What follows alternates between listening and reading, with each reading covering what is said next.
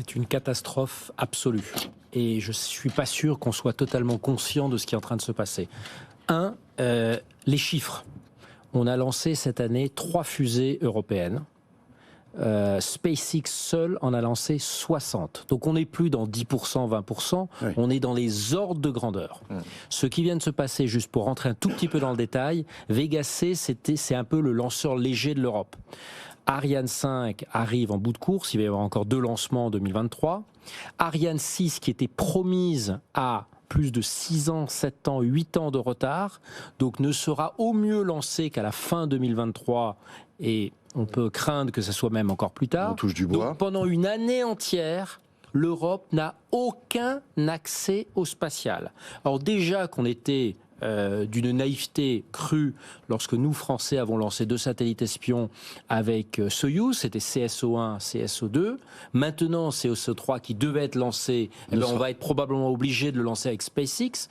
Donc non seulement vraiment la honte toute but, mais en plus on a un enjeu stratégique. Et je crois que la guerre en Ukraine a bien montré à tout le monde à quel point le spatial, c'est pas juste une question de satellites d'observation, c'est la clé de la communication, de l'observation, du positionnement militaire. Enfin, tous les conflits de demain, toute la communication de demain va passer également par le spatial. Donc c'est une catastrophe absolue. L'Europe ne fait qu'une chose, c'est continuer dans cette voie de la fragmentation.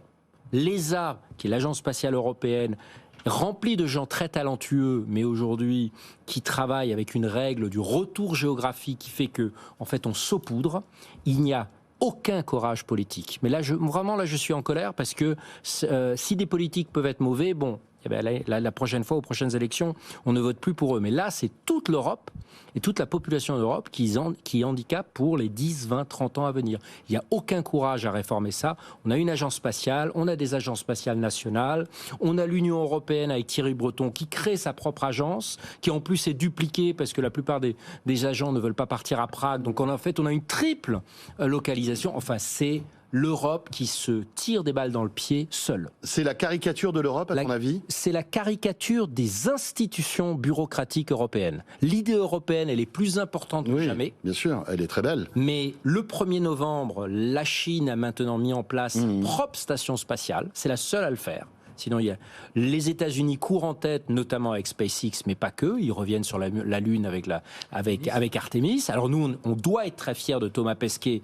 mais Thomas Pesquet voyage sur SpaceX. Oui, on a le module Orion, mais c'est un petit module par rapport à l'ensemble du programme Artemis. Enfin, alors qu'on est quand même alors qu'on a été, on va dire, et on a plus qu'une